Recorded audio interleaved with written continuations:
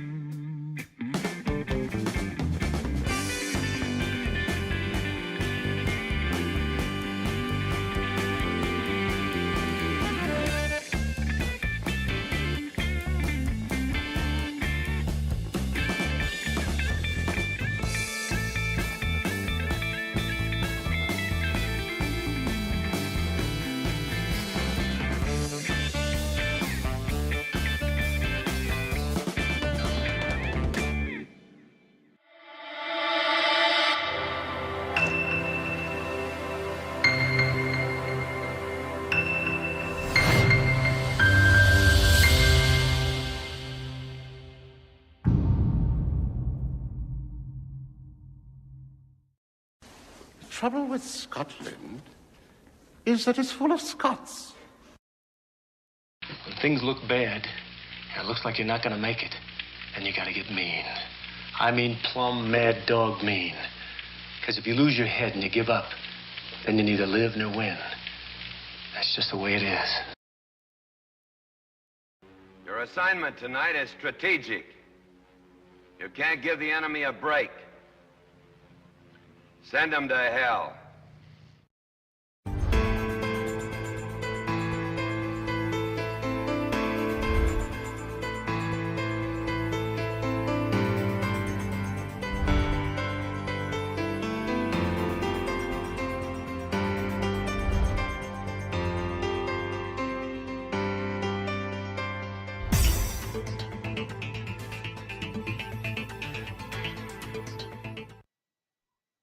No bar, no pinball machines, no bowling alleys, just pool. Nothing else.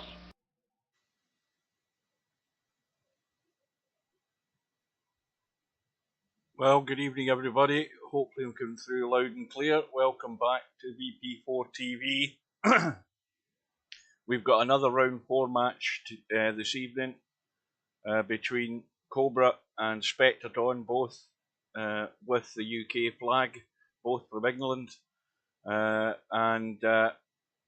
if this is anything as good as the match last night, then it'll be well worth watching. And if you didn't get a chance to see the match between Larry and Bedhead last night, go and watch it on my YouTube channel. This one, I am going to sit in the fence. I haven't a clue. Could go either way, but I think you all know my opinion. Spectredawn's the guy with everything to prove. He's got to go all the way to the hot seat to give himself the best chance of winning one of these things. Cobra's been there, done it, and got the t-shirt, so we all know that. But it could run very close.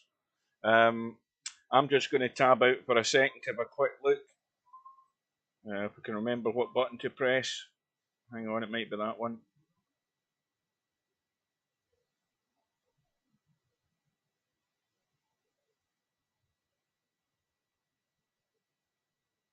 Well, we're still waiting on company in the commentary booth. So we've got Bedhead calling it 1916. Yeah, it could be even closer than that. I mean, what's the odds on this one going all the way as well?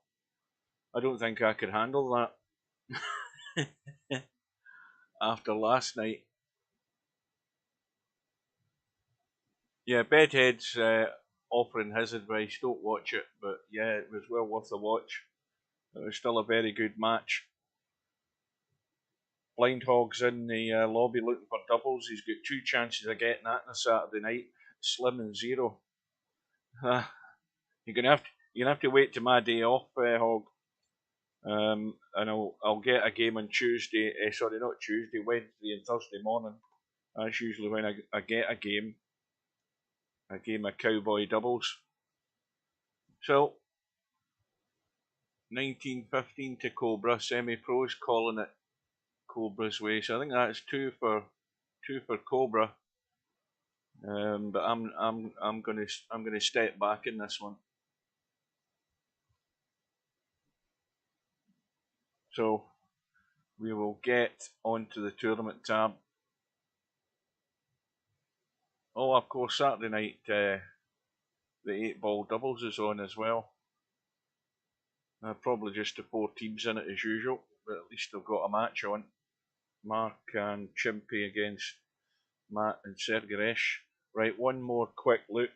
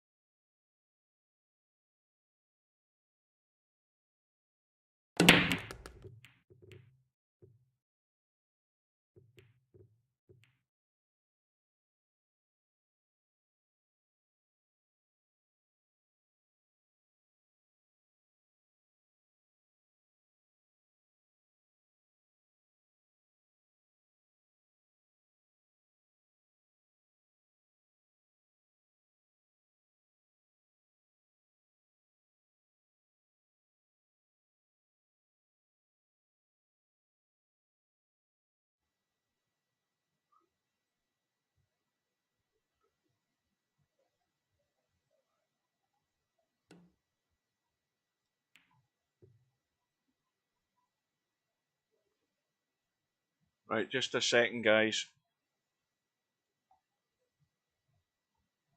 Back with you in a sec.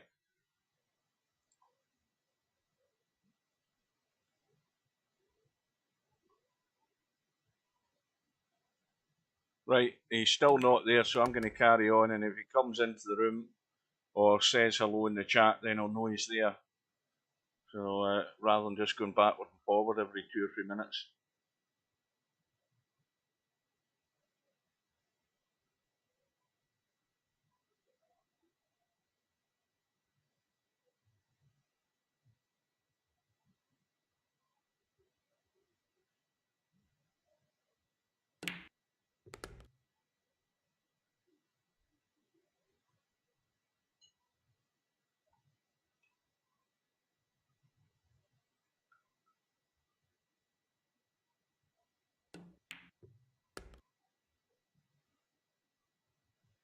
So it looks as if Spectredawn's going to win this against the break.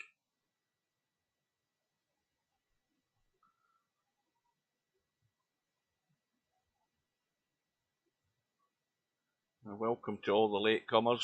Anybody I've missed?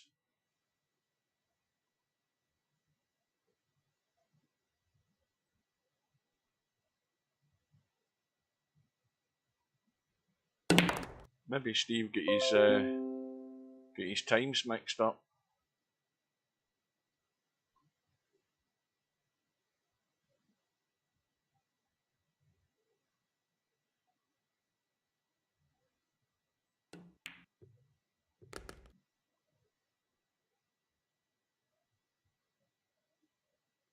Well, he's just got to. I mean, he could go 2 rails to get to the 8 and avoid the side pocket if he. Yeah, he's. Well, didn't quite get to 2 rails, but he's gone square. He's gone to that funny spot. He wouldn't have done any harm if he'd bumped to 9 there. That would have been a slightly better line than the 8 ball. But not a problem.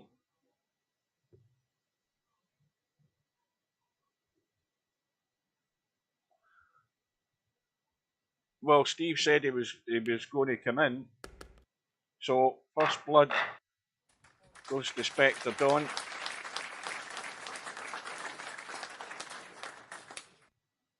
I'll have once we've seen the break here, I'll have one more tab out. I think that's dry. Still no sign of him.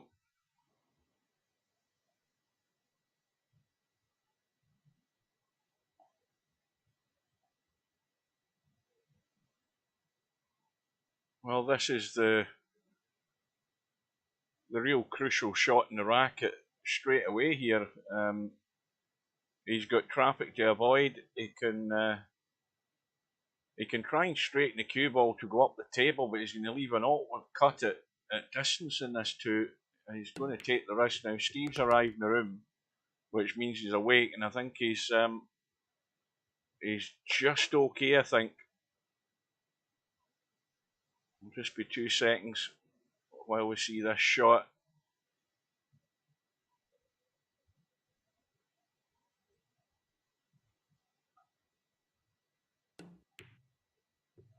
Well, it held its line. Right, back in a second.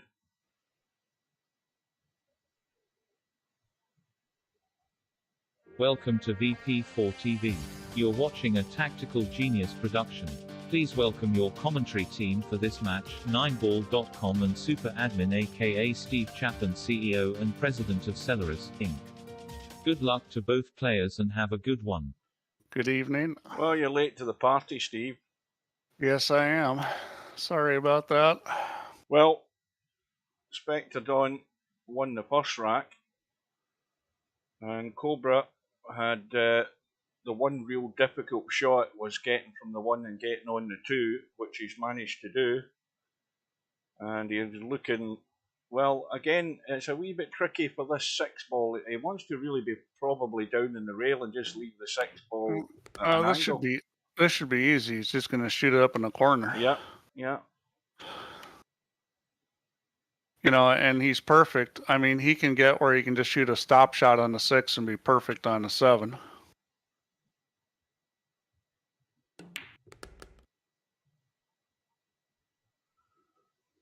Well, that's the thing, Slim. If Spectredawn gets on his roll, he can certainly put 2-3 racks together, not just necessarily in the one visit, but in maybe 2 or 3 visits during this match, and he could run away. But All right, Cobra could do the Bedhead, same. thanks for that, Bedhead. I just marked Cobra's mistakes. I'm keeping track. I'm going to do half pointers today too, because there's been enough mistakes or people are doing crazy stuff like hooking themselves that I figured I better put those in.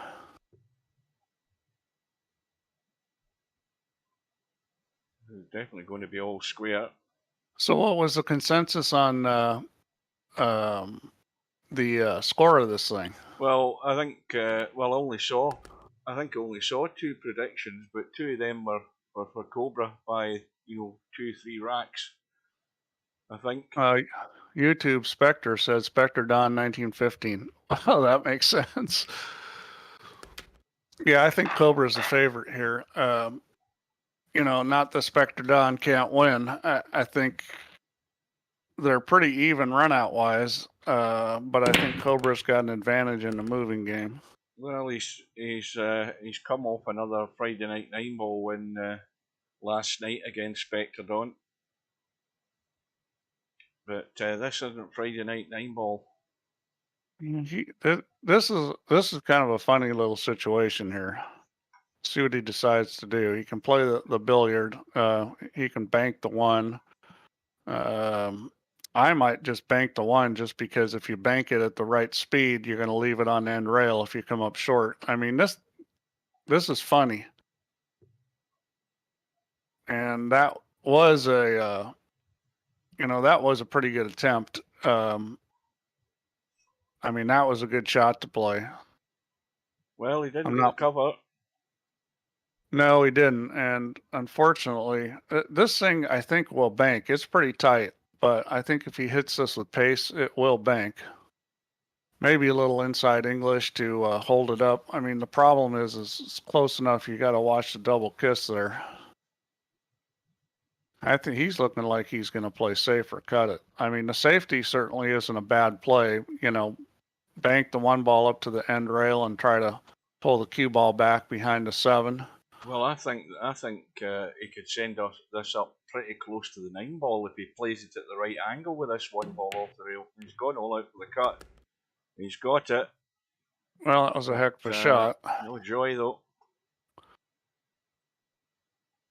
Now what do they do? Well, I mean, he could play a really touchy, delicate bank and leave the board in the middle of the table, but he's got to get tight on the 7. This is tricky because the safety shot to bring the 4 up table is going to the cue ball's running into the 7, and he might even make it. Well, that ain't going to be any good. That could be real good if it gets going. That was a pretty good attempt, but I'm not sure he played the right shot. He certainly sold out there. That was kind of a tricky situation there. I mean, there was no simple safe. Now Cobra can go all out for this, or he can duck behind the 8. I think he's going to shoot this. I mean, that's just too easy not to shoot it. Right. Well, he's good to go now, I think. Yeah, I mean, trying to play a safety like that, where you're trying to get behind 1 ball that's out in the table open, the area you've got where you're going to get safe is so small. And if you don't get the safety, maybe he thought he was going to get that 4 ball closer to the rail.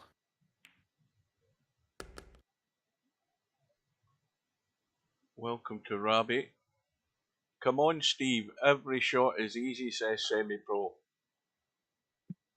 Well, when you're as good as you, Semi, maybe it is, and not for me. I mean, that's the thing about pool is there's a lot of difficult situations that are going to come up, and you don't have any choice but to play something that's not very easy. When I say they're easy, it's because I really mean they're easy. that one wasn't particularly.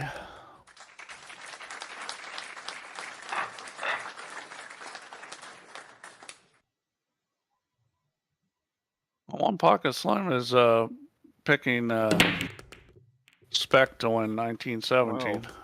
Well, this looks a good break. This is a very good break. This rack's over. If he gets the cut in the one. Yeah, I mean that's not guaranteed. The 3 ball's in a spot where almost no matter where he gets it, he's going to have a shot on it.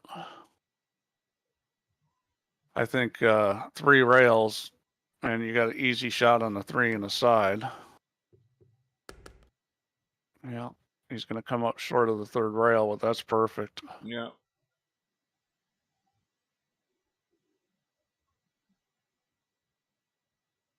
Well, he's looking around. I think, see, it's never a bad thing to look around just so that you still get your bearings and you know how many balls are still left on the table, because it's very easy to do something stupid. So, you know, he wants the angle in the 5. He wants to come the right side of the 7, doesn't he? He doesn't want to be rolling down onto the 7. And I think he's got enough to get out. Yeah, he's left a little funny. I mean, he's going to have to hit this with a little bit more speed just to get the cue ball out.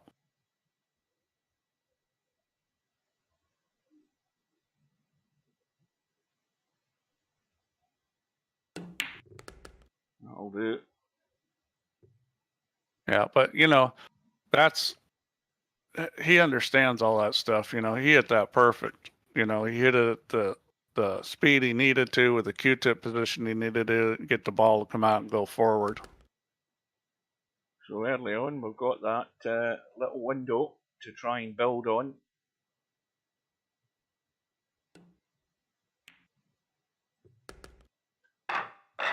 Well, given this thing turns into a break and run out fest, the break's going to be really important. I think he had 3 balls in the break net right there. He's got another one now, and he's not really great on the one. I mean, this will cut again, and he's certainly going to be the problem taking a chunk of the 8.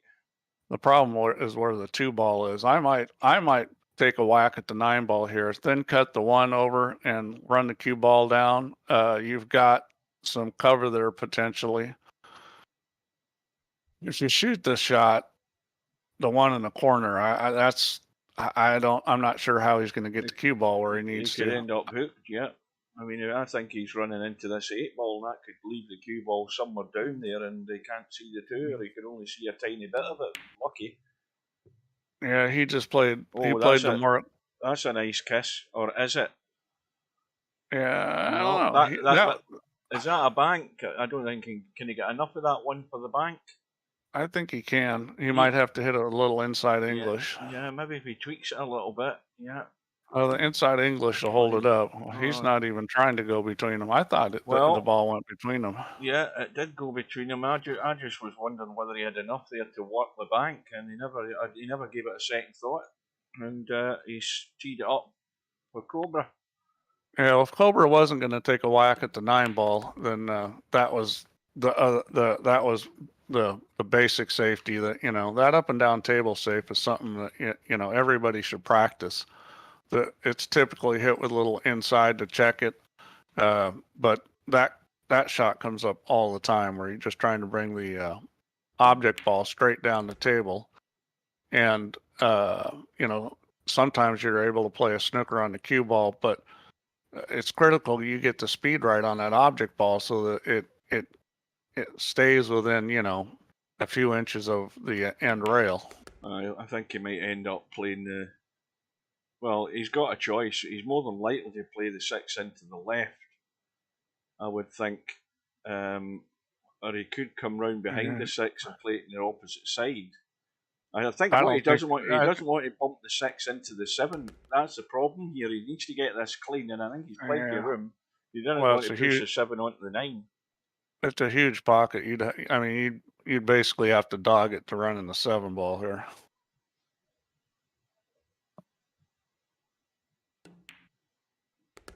It's hard to do that in VP. You know, in real life, when you get nervous and you get a little body movement, and all of a sudden, you know, you're hitting that 7 ball. I mean, it's super critical to be stable, and that's how a lot of players, even champions, miss balls. Is they get a little bit of movement. Yeah, well, this is he's unhappy, and for good reason. Yeah. He's going to have to bump this. He's going to try to play above it. I think he can without a problem. Yeah, good shot. Well, it's a good solid start for Cobra.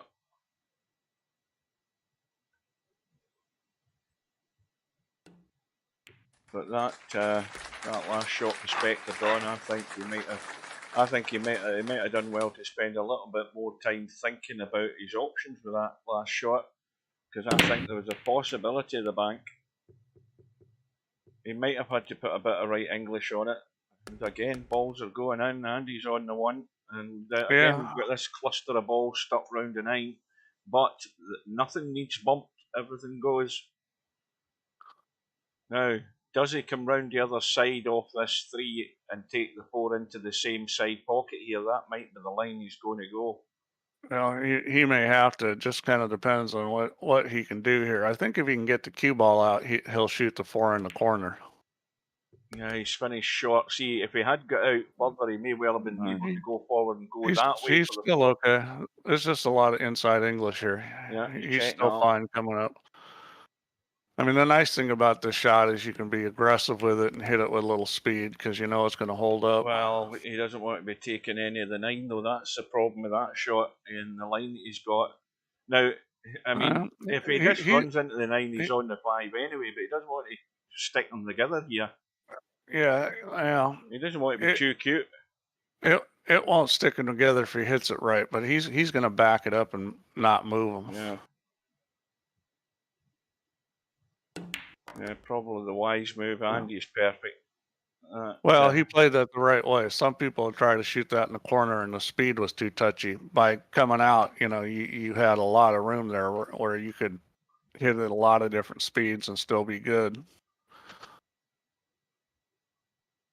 So, you know, he just wants to get the right angle here on the 6 ball so he can just slide over. I mean, this is critical to make it easy. I mean, he can pinch a bit of the pocket to make that slight angle he needs. Yeah, he's fine.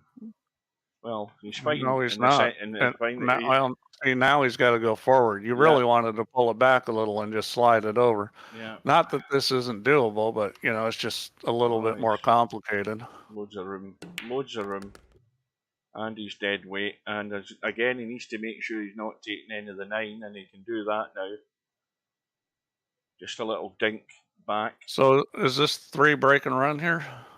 I think it is getting on for that. Yeah, I think so. I mean, I expect some of these guys that are better players to run 5s and 6s. I mean, maybe the rack is still a little bit too loose for that. We'll see. But from what I've seen, most of the time when guys aren't getting out, well, maybe not most of the time, but a lot of the time when guys aren't getting out, it's not because they didn't make a ball on the break. It's because they messed up the run out. And again, he's getting 2 and 3 balls in the break. And once again, though, this time I think he's stuck in the 2. And he's still got that same line of balls as the last rack. So, yeah, the tricky part is getting on the 2 here. Is the 4 dead? The 4 might be dead. If the 4 is dead, he's golden. Well, it looks as if. Let's have a look. I think it's stone dead. Yeah. It's close. It's going to have to throw in. It's kind of lined up towards. You think it's going just to catch that point? Let's look at it that way. No. You'll worry about that if he gets this in. Yeah. If he can get this down the table so he can get behind the 2, that would be better. Of course, then he doesn't have to shoot the 4. Well, he's playing the push out now. I wonder if Spectredawn is good look at that 4 ball. I don't like this, because she's going to push to something that's just too easy. I mean, this is, well, I mean, the only thing about this is maybe he knows Spectredawn doesn't move good, but that's a terrible push. I mean, it's just too easy. He can shoot this one if he wants. He can play safe. There's so many options here. I mean, Spectredawn's not going to give this back. He's going to cut this, and he's going to let the cube out. Now, he's more likely going to play this if he's looked at that combo with the 4. If he hasn't looked at the combo with the 4, then, because he can cut this in and let the cue ball run, and all he needs to do is hit the 2. I don't know whether that'll work. Well, he's actually on the 2. He's actually on the 2. And the 4 can go in the same pocket or the corner, so he's able to roll forward and shoot in the corner. I don't know that he played to get there, Steve. I don't know that he played to get there in the 2. But anyway, he's done it. That was just a terrible push out by Cobra. I mean, he would have been better off shooting it than pushing out like that. Well, he's gone way too heavy there. That's run a foot on further than he really wanted it to. I think the carom's on here if he wants to shoot it. The thing is a lot of guys aren't that comfortable with caroms because if you haven't shot them a lot, then they look good and you shoot them and they don't go in, or they look bad and then I would sit there when I'm practicing and shoot them all the time, whether I thought they were going in or not, just to see where the ball went, because they're kind of tricky. I mean, to really understand what the balls are going to do, you got to shoot these a lot. But I think that carom's on. He tried to cut it. Is he going to get away with it? Yeah, he is. Well, that'll be a bit of a relief for Spectredawn because he's staring 6-1 in the face right now. Yeah,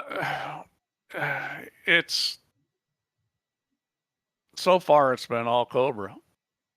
I mean, Spectredawn's going to have to start breaking and running out like that because we know he's not going to outmove him. I mean, just because Cobra played one bad safety there, Spectredawn is still going to get outmoved because unless something's changed since the last time I saw him, which wasn't very long ago. Well, there's Cobra second. That Nicker, the seeding for tournaments has been in from day 1, I think, in VP4, if I'm right in saying. Yeah, it's always been there. Yeah. It's just I don't see a whole lot of reason to do seeded tournaments. I mean, it's really not the norm in pool. I think that the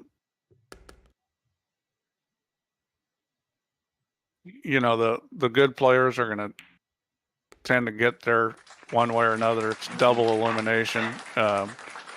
Is it always the fairest? No, but if you start seeding tournaments, you're going to lose a lot of the weaker players.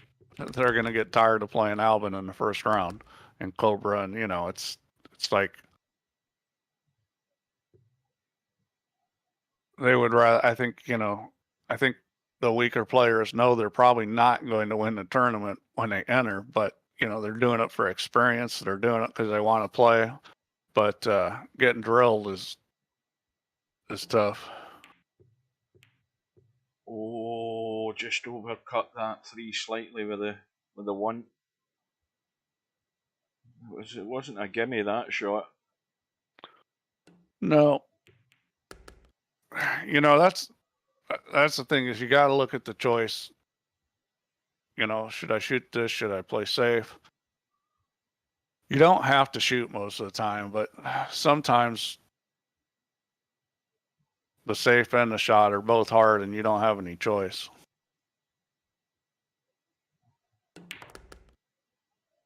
The times in real life when you see the really good players, that are playing good, miss some balls, it's usually because the situation's really difficult and they're shooting it just because that's the best option, but the shot's still really difficult.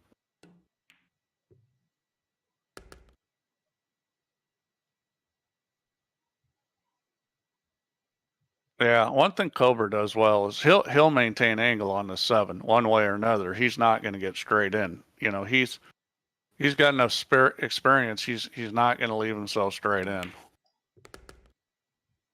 And his probably his best skill is that little draw shot like that, controlling the draw. He does that better than anybody I've seen on VP, that controlled draw shot, where if he wants to draw back 2 feet, he's usually pretty close to the 2 feet.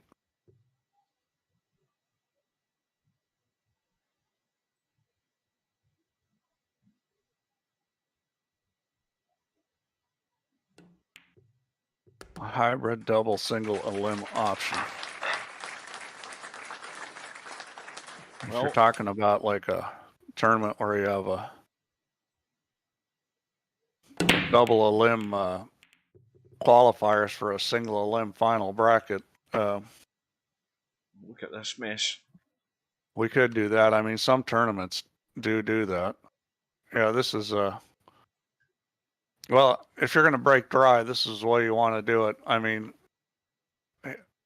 what he needs to do here is push to an easier kick. I don't think you can let Cobra see that one ball and anything good happening. Yeah, Spectredawn will be in deep trouble if he doesn't. This is tough, because if he pushes it outside the 5, there's a good chance you're going to see the edge of that one ball. I mean, I'd probably push up and run into the 5 is what I'd do. This is no good. No, I would have bumped the 5 so that it was completely hooked onto 1, and then you have a kick off the end rail. Well, he's looking at the billiard. Is he looking to see if he can split everything open and go wild for the 3 ball? Yeah, that's a terrible push out. He should have just like rolled up and bumped the 5, and then when he got it back, he'd have a kick off the end rail to get safe, which you'd have some sort of chance. This is just that's just selling out, pushing like that. Well, he's on the 1. Yeah, Spectredawn's got to hope he doesn't get on this 2 ball, because if he does, I think this game's going to be over. Well, it's just a delicate little jab to stay in the gap, isn't it? Yeah, or he could try to come past the 9. I don't know what he's going to do. I think it looks like he's just going to jab it. Well, he is going to come past the 9, and he hit it good. Well, this is good at the 5s here, because he can just go forward with the cut and the 2, and he's running into the table, isn't he? So he's fine. Yeah, this is just cut it and the cue ball, let the cue ball go forward, and he's going to be good. Well, welcome. Just don't want to hit. Oh, you hit that kind of hard. Oh, that was too hard. That's what you don't want to do. We've got Dwight, Traveling TT, and Sergeresh late to the party. Welcome, everybody. Oh, boy. He had... I don't think he just paid attention to that. He had to see that it was going to roll towards a 6. Right, let's look at the 6. Right. Well, he's trying to come down and get a bump, and he's going to have the edge of the 5. Yeah, I think this is either try to get him on the 9 really thin the 5, or in the side pockets there. You can shoot the 5 in the side pocket. I mean, that's an option, is actually shooting at it. The safety is tough. I'd probably shoot at this 5 ball, because the safety's not that easy. Yeah, if he tried to edge the 5 and you just get too much of it, he's pushing it into play, and if he doesn't get covered behind the 9, Spectredawn's got a cut. It's not going to go behind the 9. I think he should just shoot this, which is what he did, and he made it. That's a nice shot there. Sometimes those shots, when all you can see is a little bit of the ball and it's about the right amount to make it, that can actually help. Yeah, that's what I mentioned I mentioned that. Oh boy! There we go. Commentator's curse there. Sometimes it's a bit of a guide having just the edge of that 5 ball showing there for the cut. But big mistake there from Cobra. He had that rack on the scoreboard. That's a huge 2-game swing there. And, this is exactly what Spectredawn does in Friday Night 9 ball. He's been given this chance, and now, he has to hope that he starts getting, balls and running out to get back in it quickly. And as long as Cobra does mistakes like that, he'll get that opportunity soon enough. Yeah, you hate to do that against a good player, miss a ball like that. because who knows how many racks it could end up costing. I mean, we'll see what Spectredawn's breaks look like. I mean, the Friday night 9-baller, did we change that to rack money? It's Friday night 9-ball's been rack money for a long time. Okay, so at least you know, at least he's used to the break. Well, he's got a ball. 8 balls gone, but I don't think he's got anything on though. And here we go with a safety situation, and this one's a little tricky. This is not that easy. I'd probably just bank the 1 ball just past the 4 and use the 3 ball to hold the cue ball and try to hook him on the 4. I mean, this is tough. He could try to actually cut the 1 ball in the side pocket, but he doesn't have much of a pocket though, does he? Well, but the thing is at least the 1 ball goes down table. What about the bank? You know, the bank's pretty tough. It's tight. I don't like the bank. We'll see what he decides to do. This is one of these kind of tricky situations. If you try to cut the 1 ball, there's a chance you're going to scratch off the 3. Okay, he went the other way and used the 4, and that's a good shot. Yeah. So I don't know if he's been working on it or he's just thinking better about it, but that was a good shot. That was actually, I think, better than the shot I was saying to use the 3, because I think that one was more guaranteed. Well, it's not a difficult hit, obviously. You know, he's got the 2-rail kick now. Does he want to try and hit this 1 ball full in the face, or is he? You know, if he hits it full in the face, he's sending it down table, but he's got no cover down here. That's the problem. Well, he's got the 7 ball. If he hits it not quite full of the cue balls, that's a bad hit. I think that's a foul. Yeah. Well, it is now.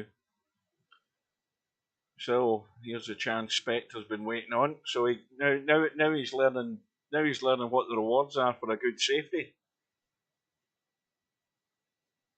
Yeah, I don't know if he's trying to get all behind that. If he hit the 1 ball on the other side of the 1 ball, then the cue ball was going to go across towards the 3, which I think would have given him some chance of getting safe. I mean, that's the thing, is when you're kicking at a ball like that, you know, and you're not quite exactly sure how you're going to hit it, you got to pick, like, I'm going to pick this quarter or this half, because you know that the object ball is going this direction and the cue ball is going this direction, and it gives you some chance of getting safe. You know, you're playing the percentages sometimes as far as which direction and speed the balls are going.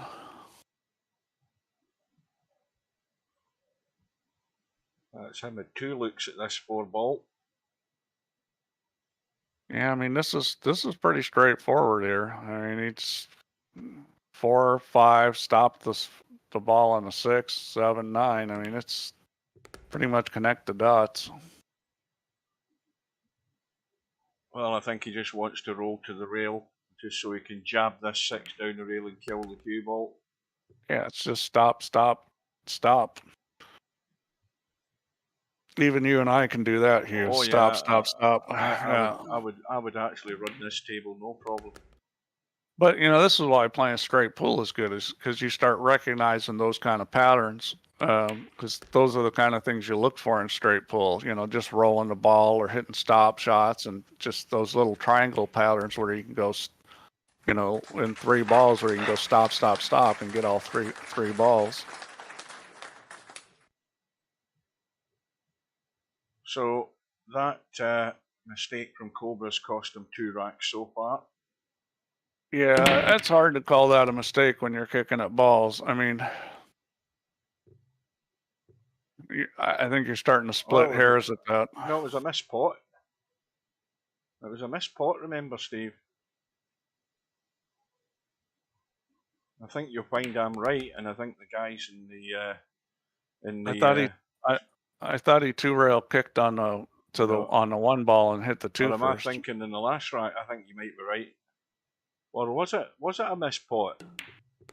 I don't think so. Somebody will have been paying attention in the stream. I thought it was a missed pot by Cobra that let Spectredawn back in.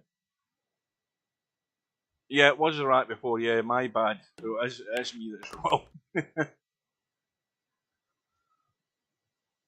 But anyway, Well, it's still two racks and counting, though, isn't it? yeah, and I'm pretty sure she's out here. So yeah, mistakes. The break here is crucial, and mistakes are crucial because both these guys are going to run out a lot. That's well played there. Good angle.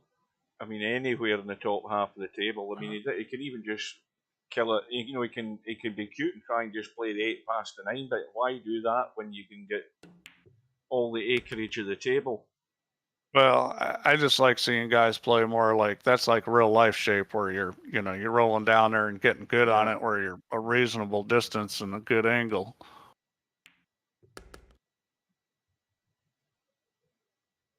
So it's 3.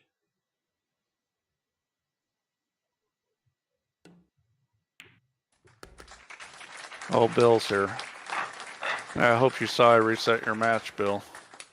Yeah, that was my intention to cover the first half hour of Bill's match and then join this one, but they've changed to tomorrow.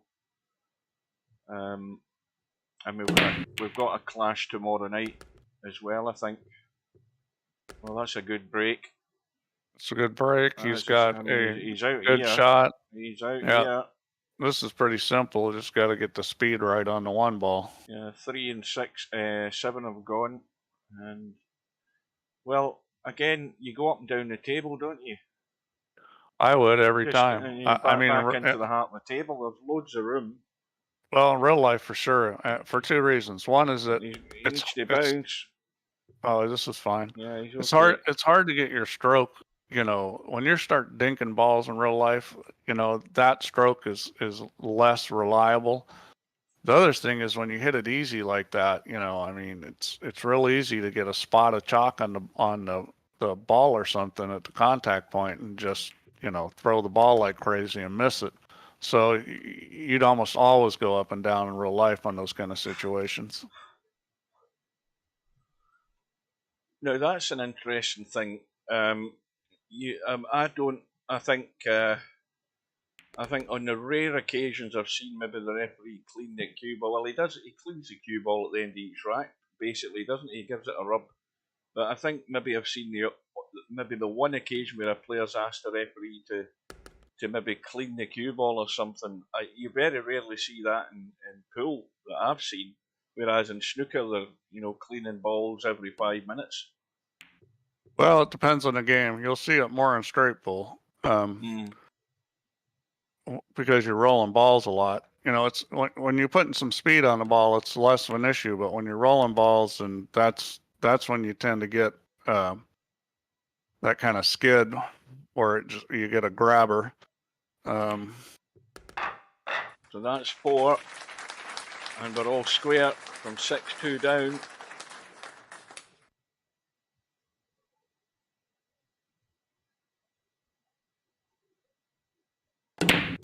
Another reason why you may see it is, you know, if you're looking at the cue ball and you're seeing a spot.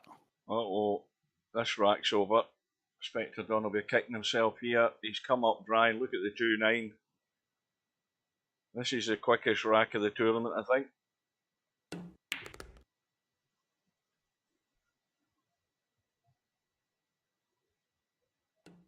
Well, I mean, that's the luck part is the break. There's going to be some luck in it. Well, that ends Spectredawn's run, but that was unlucky. That's the way. But he got himself back in the match. That's the way it goes. I think Cobra's returned a compliment here. I think he's dry as well, has he? Yeah, I don't think he gave him the same kind of thing. Another thing is, like, if you're looking at the cue ball and there's a big chalk mark right kind of in the middle of the ball when you're looking at it, and the object ball is like, you know, around 8 inches away, well, you know, that's that's going to be like a revolution of the ball. And, you know that chalk mark's coming back. I mean, if you're going to hit it easy for sure, you should be asking the ref to clean it. Mm-hmm. But in most of the tournaments I played in, you don't have a ref, and so you just can't clean it. Oh, nice shot there. Yeah, Is he good going shot. to is he going to come out good? He is. Yeah. But I always clean the ball. You can take it and rub it on the table against a rail, like rotate the ball, just spin it, or you can take it and rub it on your pants or your shirt. But I always clean the cue ball before I break.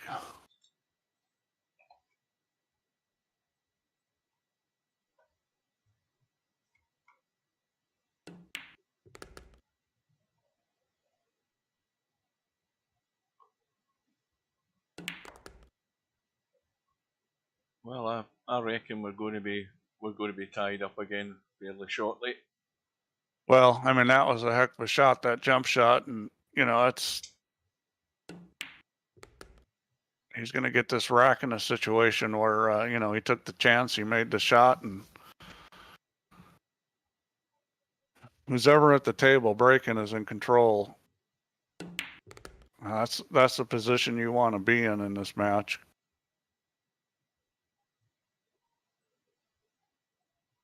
Well, if it keeps up like this, sharing racks, we're heading all the way here, folks. At the moment. Well, this is how it's supposed to be. They're both just running out every time. But again, in this type, oh wow, that thing was hanging on that edge. Oh well, he's okay, but I think his heart missed a beat there. And this type of match where guys are just running out every time, that's when the mistakes are really critical. They make a lot more difference in matches where guys are playing well. And same thing, with the safeties, the break, all those things become more important when both players are running out all the time. Well, now I remember when I was talking about when I got it wrong saying Cobra missed a pot. Going back on what I said previously, Spectredawn's run of 4 racks there that he got, including the one where he played the safety, and he got the reward for the safety. That was what happened. And then we had the 3 racks after that Spectredawn won to get it back all square. I know where I am now. Now you're confusing me. Well, I was confused when I was thinking that it was a missed pot by Cobra, but it was a safety by Spectredawn, and then the table was left for Spectredawn to run out. Now what he needs to do here is he needs to get an angle he can go at the 3. I like hitting this one ball hard and sliding it over. So that he can get an angle on the 2 and come back off the end rail to the 3. If he doesn't want to do that, the other option is coming down the table where he gets a thin cut back on the 2, but that's a lot harder, I think, to get the 3 out of there. Yeah, I think that's the right choice. Well, you're going to have to hit this with some speed. I mean, ideally, you want to come behind that 3 ball. From this angle. If you run into it, you might still come up with something. I mean, coming behind it's not without risk because you can pin yourself on the 7.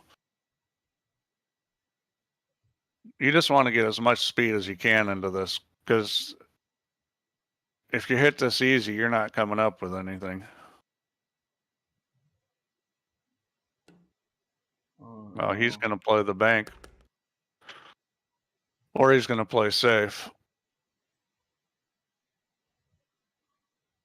This situation, the banks, there's a little bit of a risk in this bank as far as if you're going to get a double kiss on that 7. I think he's going to play safe here. Maybe trying to duck behind the 9 or the 8. Depends how he plays it.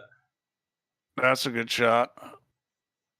Well, and there's an example of good thinking.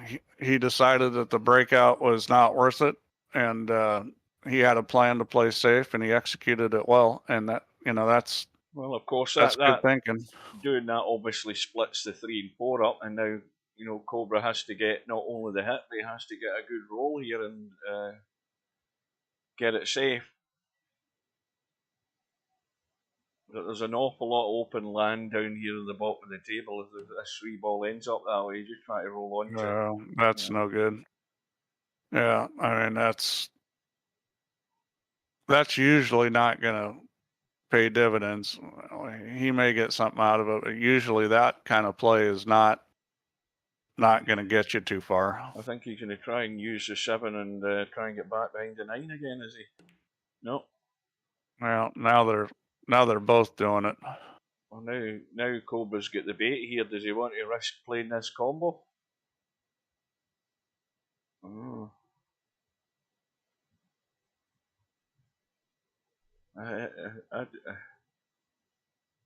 don't think there's many places he can go to stop Spectre seeing this 3 ball. He might have a go at the combo. Because if he's trying to feather it and come down into this corner, he's still going to leave a pot on for Spectre. Yeah. You've got the 9 and the 6 ball. I mean, you cut this 3 ball off the 7 and bring the cue ball back behind the 9 and the 6, and you got a pretty good chance of getting safe. Well, he just decided to shoot it, and he's in the hole. Gets the reward. Let's watch the replay of that last shot. He got the cheese and no mousetrap.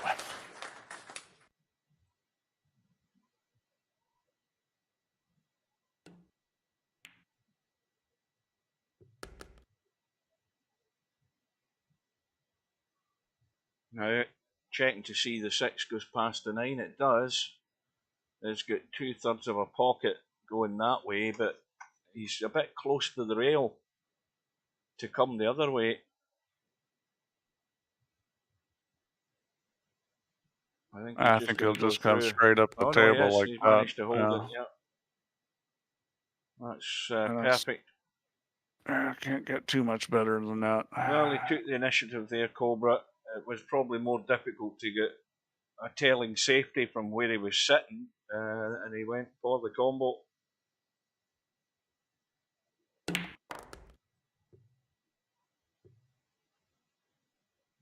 Going a bit inside the 8 ball, so now he's he's got to just let it run, hasn't he? Maybe a bit of left English just to get around the corner a bit sharper. Yeah, forward is easier than hitting it with speed and coming back.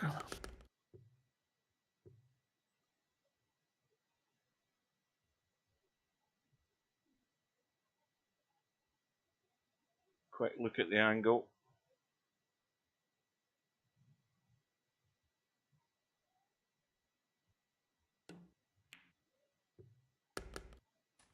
Back into the lead. One thing about these guys compared to the last match is they're not hooking themselves much. I mean, the last match we saw with Larry and Bedhead, they were doing a pretty good job of hooking themselves, and that hasn't happened much this match. 2 balls stuck together again by the look of it up top. Yep. And that 4 ball goes. It goes into the corner, no problem. It's on the other side of the 9, if you know what I mean. So it's running away from the 9. It's not clipping. He looks like he's going to try to cut this. That was nice. Yep, well done. Well, Spectredawn has been pretty good at getting into sort of tight spaces here for this 4 ball. Let's see how Cobra can manage. Well, the good news is if he runs into the 7, he's still okay. I think he's going to have a shot on the 4. Because he knows he should obviously have looked and knows the 4 goes. So you just do speed. He's overcooked it slightly. No, he's going to be fine. He's going to take the 9. This is all good because the cue ball is going to go up to the long rail above the side pocket, and the 5 ball is going to get shoved over to the long rail. So. Yeah. He just has to.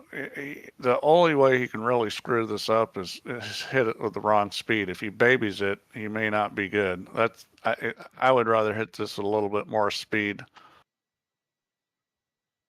You also don't want to put too much topspin on this because it will go in the side pocket. Now he's going to back this up, which this is a little risky. Well, he got away with it. You got away with it.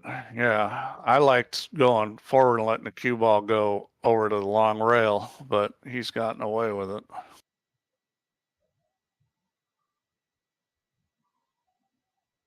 And yeah, he should be out here. Back over the other side for the 6 into the left, or the right side as we're looking here. Yeah, needs to keep going though. Well, maybe he did play it into the corner, but I'm convinced he played it into the side. He's well, still fine though. I think that's a good thing because he, you know, Cobra is playing at, you know, a good rhythm. And when I say good, it's consistent. What you're calling methodical. You know, that kind of pace breeds consistency. Well, I think what he's really saying is Cobra's boring. I think that's what he's saying Well, when it puts him to sleep. you know, I mean, if he played a little faster, maybe it'd be better. But he's playing in a rhythm. It's his rhythm, and you know, it's working good. And he's not having to do a lot of fancy things because, you know, he's playing good position. I mean, those are the guys that are dangerous. The guys that aren't doing a lot of fancy stuff and just run out and everything looks simple. Those are the guys that are the best players.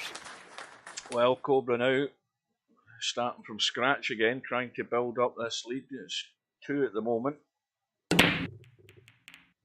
And I think there's no joy here. And, well, straight away, it's got to be the bank. I mean, if the bank goes in, he's out. Everything's on. He's got to go for it. He can't refuse it. This is a pretty easy bank. I would think that he's almost got to shoot this. The safety's not that great. And it's clean as a whistle. So. Yeah, that's what's called a dead bank, where the angle on it could only go into the pocket. Well, no, it sounds like dead bank means it's straight, like straight on the object ball, but it isn't. A dead bank is one where you've got a little bit more angle than straight on. Mm-hmm. That's the easiest bank to make. And in that situation, he didn't have to do anything because the cue ball was close to the rail. If the cue ball is further from the rail, then you have to hit that bank with a teeny bit of inside English. But you know, bank players, you know, they're almost never going to miss that shot. Nice, perfect line here just to roll onto that top rail for the 5.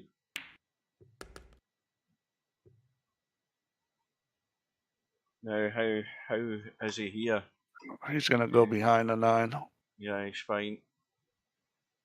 Well, that's what I would do. I wouldn't risk running into the 9. I'd just go behind it. I mean, there's room to go. There's room to go the other way, but this is just safer. Yeah. You can't screw that up. The other way, you know, you hit a little thick, and next thing you know, you're hitting a 9 and you're screwed. And ask me how I know that. Oh, you've done it plenty of times, Steve. Yeah, if there's a way you can screw up a rack, I've done it.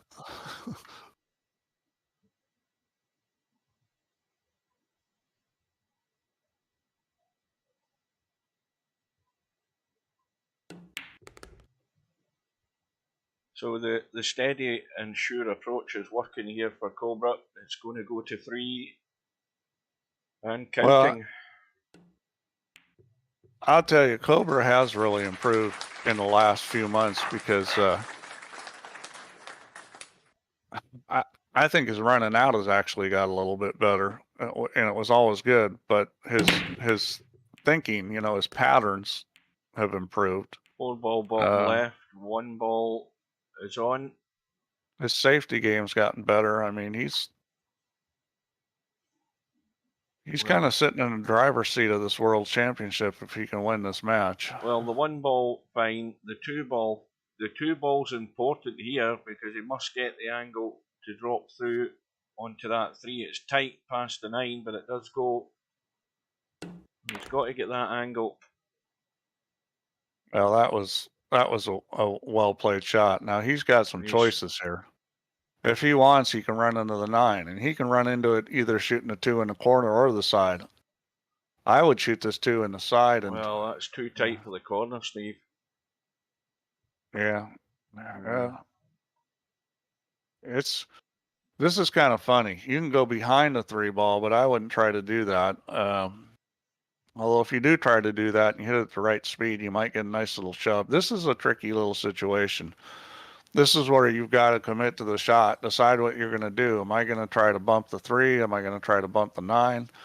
I think it's kind of hard to hold it for the 3, but he might be able to. Oh, he's looking He's for a gonna little bump brush the in the 3 3. like that. Yeah. That'll do nicely. Now, I don't know if that's what he decided. If it was, We'll give him excellent shot. We'll give him the benefit of the doubt. But I like the speed he played at it because, you know, he knew he was going to be able to control the balls there. Well, he's fine. You know, this is he's just got to let the cue ball run, even if it goes back up and down the table. He's still going to see the 6. Doesn't want you to get too cute here. The only thing about Cobra that I'm going to bag on him here is his logo. He went back to that lousy Cobra. I don't like that logo. At least you just keep running. That's perfect. If that's the only thing wrong with your pool game, that is that your player picture isn't very good. You're doing pretty good.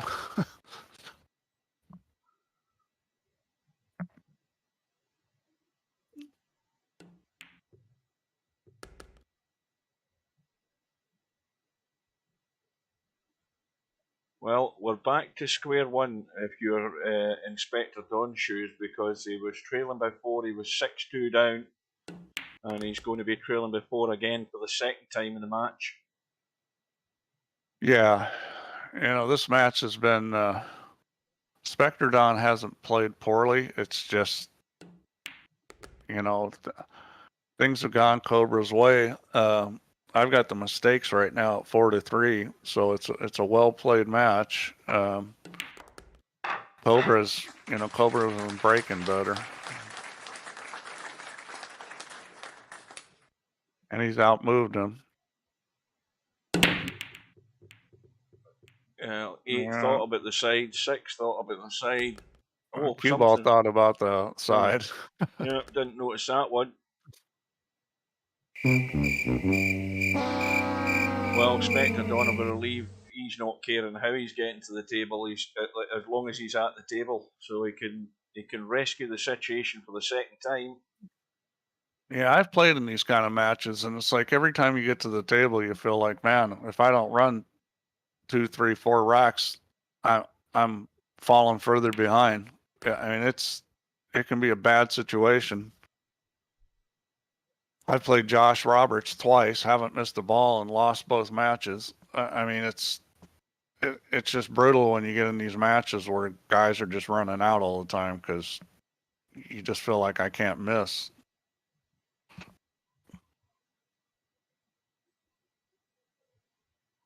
Well, that's true what you're saying, Slim. This is why I keep saying Spectredawn's well overdue. He's well overdue doing well in one of these tournaments, going all the way. Well, I mean, I think he's a very good player. He just, he's got to improve his moving game. But really, all the players at the top need to move better. He's just a little bit more deficient than some of the others. He's what's okay. happened here? Yeah, he's okay, I think. He is just and no more. Yeah, his moving game is probably the weakest of the really good players. You should be giving him some lessons, Slim. Or talking him into playing one pocket.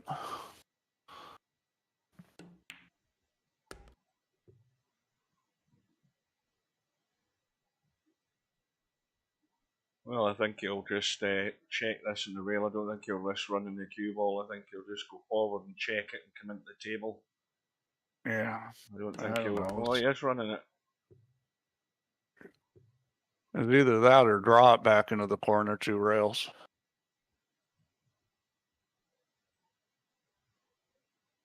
Yeah, he couldn't really come out too bad there, even if he hit the 9-ball, as long as he was hitting that outside part of it. Oh, once again, it's just a little dig into the rail and back up top.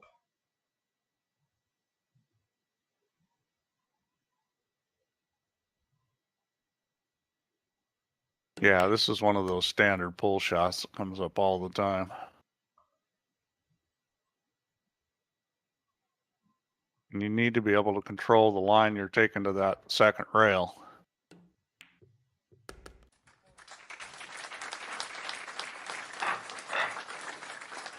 Well, one step closer.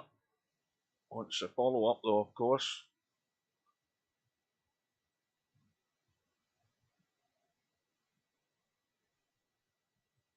Well, he needs to run at least 2 racks here, or he's just risking getting further behind, because you know Cobra's going to be running out. 5 in the side, 2 in the bottom right-hand corner. And, well, now... And here's where, here's where you need to move. Well, that 7-ball is in a horrible spot. And really, the only thing wrong with that shot was the speed. If he hits that a little easier, he's got him hooked on the 8, and even if he doesn't, the 1 ball's on the end rail. The speed was just off. I mean, the shot was the right shot, but the speed was just wrong. Well, this will be a good run out from Cobra, because, in fact, let's have a look and see whether he wants to. Is that 7 too far past the pocket to take a chunk of the 7? No, he can take a chunk of the 7 and get it out of there and pot the 3. I think he's got to do that, because the 7's no good where it's sitting. Oh yeah, for sure he's got to do that, and he's sitting perfect on it. He can just do a little soft draw and stay on the 4-ball. He's got to take a little chip off the edge of that 7 just to get it. Looks like he's going to go forward and try to shoot the 4 on the other side. Yeah, and that'll work. That will work. Yeah, that was barely enough. He hit that pretty easy. But again, you've got to be on the ball for that type of situation. The 7 was the stumbling block to the run out, so where he landed on that 3 was perfect, just to use the 7, deal with the issue immediately, and protect his lead, take it back to 4. Yeah, and this is how important the safety game is. Spectredawn played a bad safety, and even though the rack was not a automatic rack, there was a ball in a real trouble position. Cobra figured out how to get it out of there, and who knows how many racks that safety is going to cost Spectredawn. Well, welcome to Nick. Quick double checking the 9-ball. The 9-ball is frozen to the rail. Yeah, this angle, he's not going to miss this. And it goes. You just don't want that shot with more cut angle. Yeah, that's always really dodgy. And another ball in the break. Got a ball in. 2-ball looked in the side pocket, but stays up the table. Wing ball. All right, so now we got a push situation. And let's see what he decides to push to. So far, neither one of these guys has been pushing out wisely. If he's going to come down table here, this might be okay. I mean, the 1's in a funny situation there.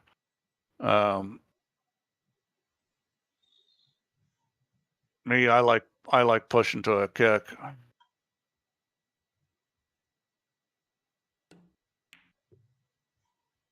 Boy, I don't like pushing to that end of the table. I would have gone to the other end of the table or pushed to a kick. This is look at all this yeah. cluster of balls to hide behind. I mean, he can clip off the 1 and bank it. He can bank the 1 over towards the 5 and 3 and head up top. Yeah, I mean, I mean, The this, 6 ball does present some complexity here. It's going to be interesting to see what choice he makes. it needs to get there, and he needs to get the cue ball moving. And he's left a combo. It wasn't a terrible choice to play it that way, but he didn't come out good. That cue ball should have been here. That's where it should have been. But he's actually, believe it or not, left a combo. Now, Spectredawn's looking and looking, but I'm pretty certain he can get there. He even just turns it a little bit. He's got no problem with that. And the 1 ball stays in play with the angle it come off the 5. And it's comfortably off the rail as well. Now this shot's a little touchy. This you definitely want to hit with left English, try to slow the cue ball down. And he's hit it just about perfect.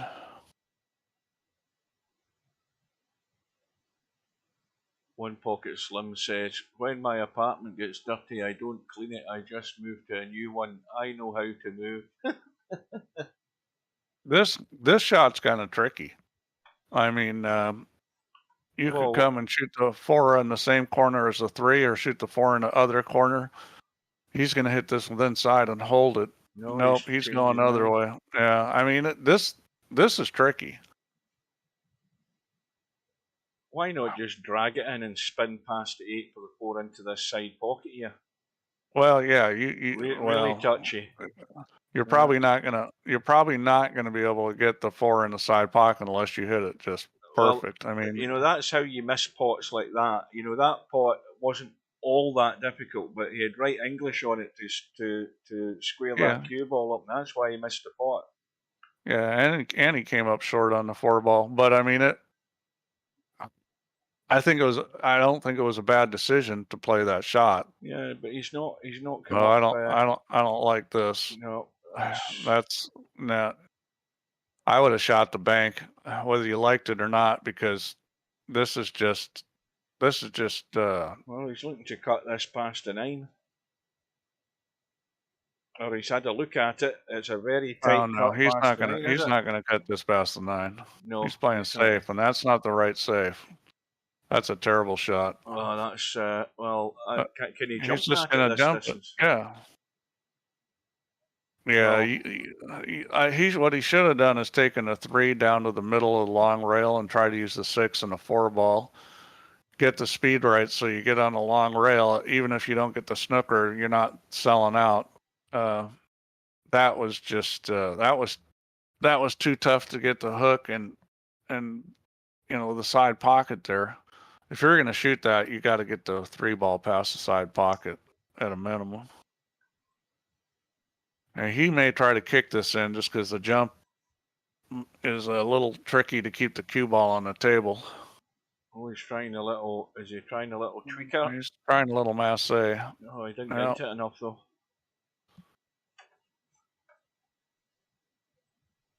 Well, that's going to cost him.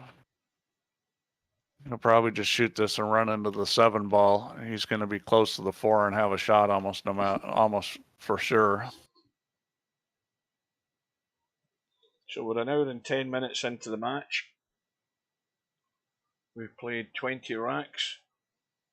Well, he may try to go forward here, which I think is a mistake. Nope, he's going to bump the 7. That's the right shot. Uh-oh.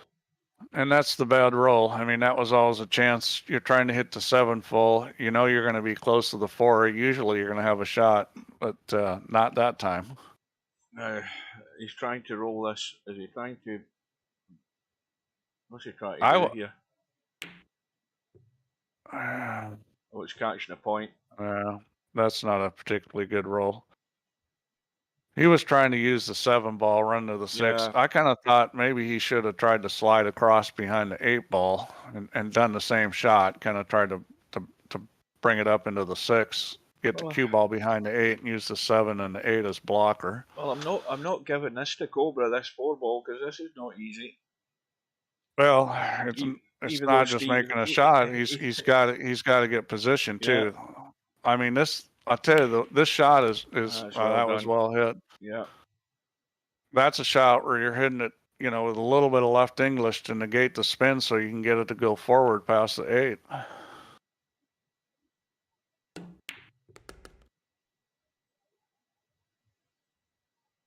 that was a touch of class there on that 4 ball, and that's just, that's just showing what a really strong player is going to do to you if they're going to handle that situation.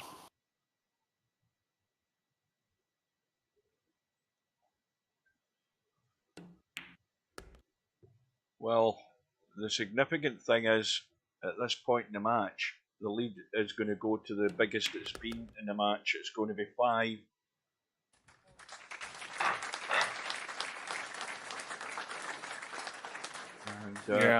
And Spectredawn isn't doing a lot of obvious, really wrong things, but his safeties have been, not really what you guys would call spot on. They haven't been just terrible sellouts, but on the other hand, they haven't been good. So 4 and 6 have gone. Now, does he take the cut on, or is he trying to? He looks he's cutting across the one for the moment, but he's going back. He's going back to the cut. I would hit this. There's a safety here. You hit it with inside English and bring the cue ball towards a 9. But you don't really want to make the 1 in that situation. He's got the English on it. He's trying the shot that I was saying, but he didn't hit it good. What he's trying to do there is hit the 1 into the rail so it doesn't go into the pocket and get the cue ball over behind the 7-8. Mm-hmm. It's a lifeline for Spectredawn, though. But it wasn't an easy safety. But I think that was his best shot, the one he played. Hang on a minute. I think he's okay. Just. Whoa. That was by the hair of his chinny chin there. If there's a time in a match where you've got the chance to dig yourself out a hole, there's a few things need to start happening here for Spectre. The obvious being running this out and putting a 3 or 4 together, just to set Cobra thinking a bit more. He doesn't have to do that, but it'd be ideal if he did. If he breaking and running out is always ideal, but if he breaks and he makes a ball and he doesn't have a good shot, it's about the choice. Yeah, you're right. It's the safety or the push out, because he needs to keep control of the table. If he doesn't move well, because you just can't rely on breaking and having great racks every time. I don't know that was intended, because now he's got himself in trouble. Yeah, well, he's gonna play the bank probably. He could cut this. I mean, especially in VP, but he's still it's got a to pretty get it steep really cut. sweet. He's got to get it really sweet. I mean, he's the 9's off the rail enough to do it. If you're gonna bank this, bank it at a speed that if you miss short, it ends up on the end rail, doesn't sell out. Well, I think he's trying to feather it and leave it there, and Cobra might take the bank. Yeah, I don't like this play. I would shoot this every time, because you're basically saying this guy can't bank. And that was well done. Good shot. He made the right choice at the end. He didn't hit it at the speed that was going to be safe, but I mean, sometimes it's better not to do that. If you're sure you're making it at some certain speed, sometimes it's better to shoot it at that speed. Oh, look at this. Look at this. The 3 ball just dropped at the last second, and he's got a 1-9 if he wants it. Oh, I'm sure he's going to shoot the 1-9. Yeah. Why wouldn't you in this situation? I mean, shooting past the 9's hard. Yeah. Well, that's the type of rack you want to follow up the next one. Yeah. One just like that, and go on to the next one. He's just got to keep control. I mean, the worst thing that can happen to him is scratching on the break. The second worst is not making a ball and leaving a 1. Oh, another ball in. I think it was a 7. And the 3 balls opening up the 1. And he's got loads of room to get in the 2. I think he's got to go steep into the corner to come around and miss the 9. Well, he might be able to just roll this. I don't know. It's a little touchy. I think you're right. He's going to have to. He's going to have to do something here. This is one of these gotta perform shots. Yeah. I don't think he can just roll this and have a shot on the 2. You know, he's a type. He's trying to avoid. He's dug in to avoid it, and I think and he's hit it good. he's Oh, boy, is he just. okay. I don't know. It's tight. Yeah, he's fine. Yeah, he's fine. He might have to spin this a little. Oh no, he can get a bus through there again. He's putting a Yeah, bit of left on it. I can never see those. I don't think he needed left, but anyway, he's done the major part of it and potted it 4 into the side. He may have needed it to get on the 3 ball.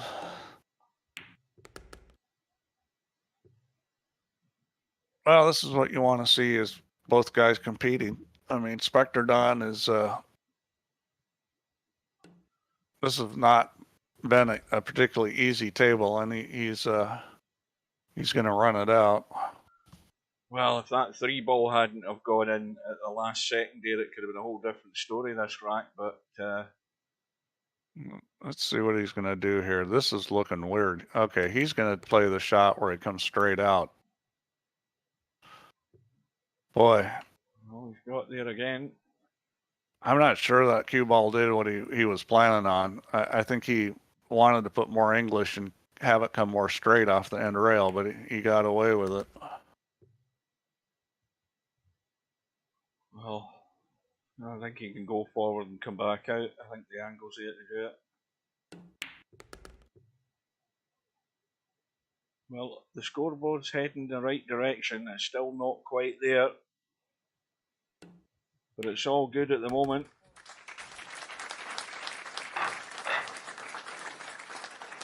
Was trailing by 5. What I just wonder is, do these guys have like a cup or something they're peeing in? They're not taking bathroom breaks. Well, I think that one is dry. Maybe we should start drug testing. Make them pee in a cup. It's dry, and yeah, and this is well, this situation's a little tricky. I would probably play the 9 ball here. I mean, play a little because. Draw. Yeah, because you're 3 railing the 1 ball, you still may get safe. It's going to come down table. I'd probably take a whack at the 9 ball here. Yeah, I think he is. I think he is. Yeah, perfect. Yeah, see where the 1 ball's going. I mean, you got a chance to get safe on that too. Yeah, that was a well played shot. Well, of all the shots, well, there's a momentum killer, isn't it? Well, of all the shots to, Spectredawn, he got the 1-9 combo. I mean, they're both going to get some of those. But of all the shots to leave, a lot of players wouldn't make that shot. But you're talking about the best draw control on VP with Cobra. That shot's, right up his alley. It's something would rarely miss, I would think. Well, now, I mean, the 1 will cut. He could go hell for leather all out. He's probably going to cut it. I mean, there's some safeties here, but I think he'll probably cut this. Yeah, it's going to hold. It's going to hold. And he hit it good. Yeah, I mean, the titty was the biggest issue there, and he got past it. So, I mean, this is pretty automatic. I mean, you don't need to do anything with this 2 ball. Straight across, and you'll have a little angle back on the 3. He doesn't have an angle back, but he's good. I mean, that's perfect. So 15-11, and now you're talking about 2-1, 4 games to 8 games for the win. So as soon as it gets to 2-1 against good players, it becomes difficult to overcome. If you're playing alternate break, it becomes near impossible to overcome. You're dead in the water with that option, yeah. Dead in the water. And this, I mean, at 2-1, Spectredawn's probably going to need to play really well, have some things go his way, and maybe get a couple mistakes from Cobra. Doesn't look like happening at the moment, though. He's really solid. Well, I mean, things you play good and things go your way, he could run a 6-pack. We haven't been seeing that, but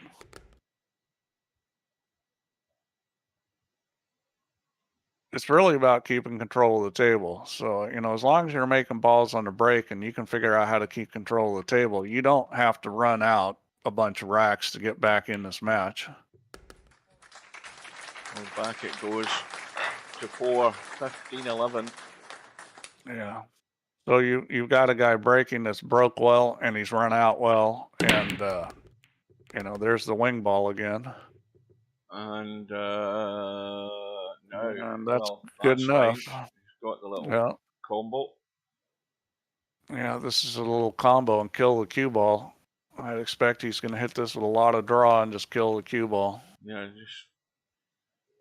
just get up above the 3. That's the main request here. Oh no, he's keeping the 1 there. I thought. See, the only danger with that is, I mean, he's played it at the right pace. The only worry I had there is that the 1 ball somehow ended up in the hole as well, because then you've got yourself in a hole by leaving the cue ball there. But he's fine. That was the only that panic pace, I he's had. not going to make them both. Yeah. Now he needs to avoid the 6, and he's going to just gotta get run. there. It's got to run. No. Oh dear. All right. Well, he's got a couple choices here. He can either try to kick this in, he can try to jump it, or he can play the stick shot. He's going to try to jump it. I think this is probably a good play in this situation. The 4 ball goes in both corners down table, so. Oh boy.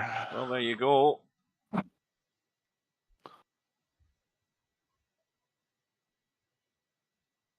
Now, had he played my shot to start with, he wouldn't have been in that situation.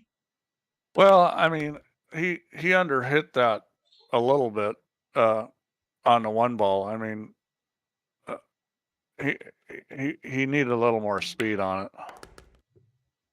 I mean, it's shocking how much you can kill the cue ball. People don't think you can kill the cue ball as much as you can. The time you can't use that to really kill the cue ball effectively is when the object ball you're coming off of is closer to the rail.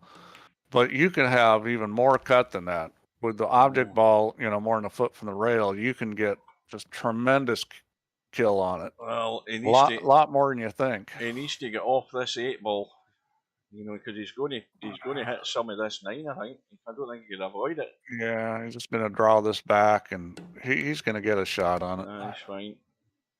Well, how much is the punishment going to be for Cobra? We're about to find out, but it needs to happen. I mean, it's just got to start going for Spectredawn break-wise and run-out-wise. Well, we haven't seen that much where these guys end up hooking themselves. Cobra just came up short on a shot that you couldn't afford to. I mean, he should have been playing it long. Oh, look at the 9. Well, That's 9 a dry break, isn't it? It's dry. Well, there's not exactly an immediate ball that you can play the combo. No, he's just going to run this out. I mean, it could end up being a combo with a 6, but well, the 3 goes comfortably. So as long as you get on it, good.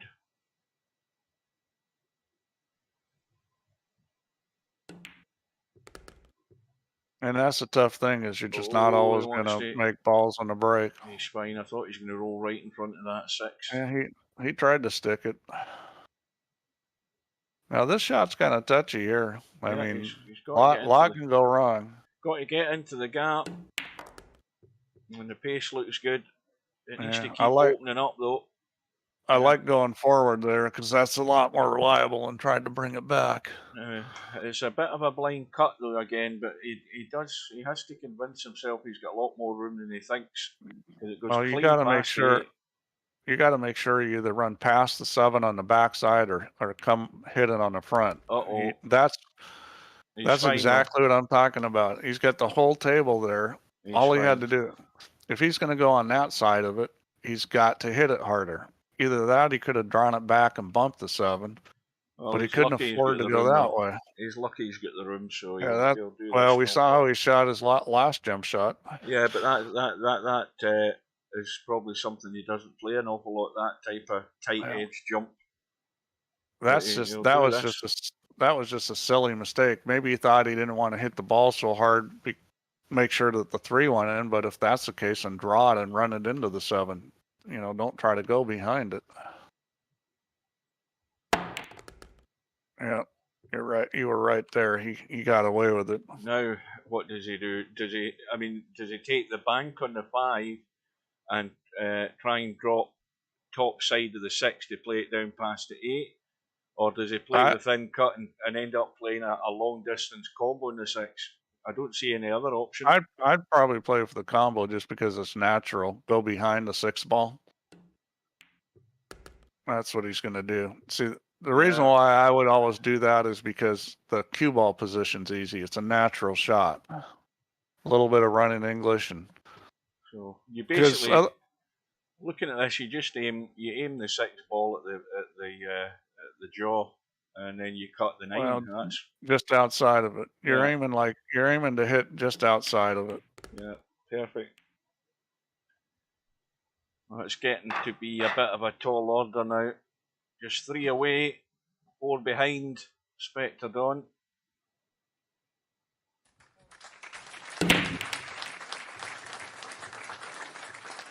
But a glimmer this time. It's dry and the balls are all there.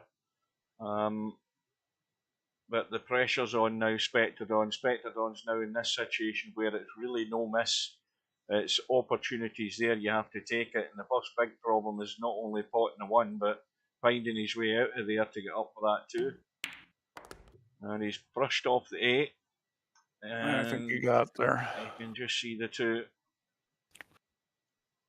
And he's plenty of room to go on the 3. He should never be anywhere near the 4 ball here. You just got to watch out for the side pocket here. Yeah, that's what you got to avoid.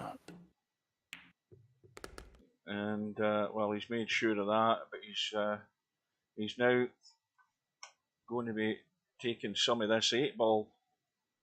I mean, he could bank the 3 and go up the table and take the 4 into the same pocket. He could hit this. He could hit this with inside and come off the rail and bump the 8. He could. That's what I would do here. I would just hit this with some check and hit it with enough speed to bump the 8. Well, he just hit it sort of like that, but he didn't check it enough. So now he's a little funny on the 4. You need to hit that with more inside. Try to check it so it just stopped there instead of letting it slide. Now, what do you do? Do you cut this into the side or do you cut it into the corner? Because it's 50-50. Well, I think the corner's better here, just as far as position on the 5. You should keep going, and the spin is helping it round the corner. That'll do. Yeah, he's and for everybody watching, what you're watching with these 2 guys is their ability to get out on racks that are tougher, and I think that's one of the separations between these guys and a lot of the other good players in the field, is that these guys are getting out on difficult racks that a lot of other guys wouldn't. Oh, she's gone dead straight. Well, welcome to Larry. Welcome to Mr. Deanster. We've got 20 people in the stream tonight. So, of course, it's Saturday night. People will be out in the town as well, or whatever. Well, the long haul starts again, but very much running out of time here for Spectredawn. Well, this is by far the best played match we've seen in this tournament. I mean, neither one of these guys has made very many mistakes. This has really been a good match to watch. Welcome to Mooncake. He's arrived as well. I think this is dry. I didn't hear anything go. And he hasn't left anything on. Well, now this is a bit tricky. I mean, you're right up against the 1, and where do you try and duck here? Now let's have a look and see whether the commentator's eye can find something. No, I don't like the look of it. I'll give up. Because basically you're leaving the 1 ball isolated in the middle of the table if you're just dinking off it to try and hide somewhere. No, you've got to hit a piece of that 1 ball and get it to move. Um, Well, I'm at a loss I as would, to where I'm I would, going. I would probably try to make it come straight down the table and move the 9 ball over, or move the cue ball over towards the 9 ball. What about cutting across it to bank it up and down? And I don't know whether you. He's going to push, which is never a bad option when you really don't like what you're looking at. The thing is you need to push to something that's not, Well, too easy. it'd be a brave man to bank this up the table and know that your only cover is behind the 7 ball, and there is a lifeline though. The Well, 6 ball doesn't go. no, you run this at the. This is kind of tricky because the shot to put on the 7 runs it at the 5 ball, and you might make the 1 ball in the side pocket. Well, He's gonna take a different line, which the problem with that line is it was hard to get safe.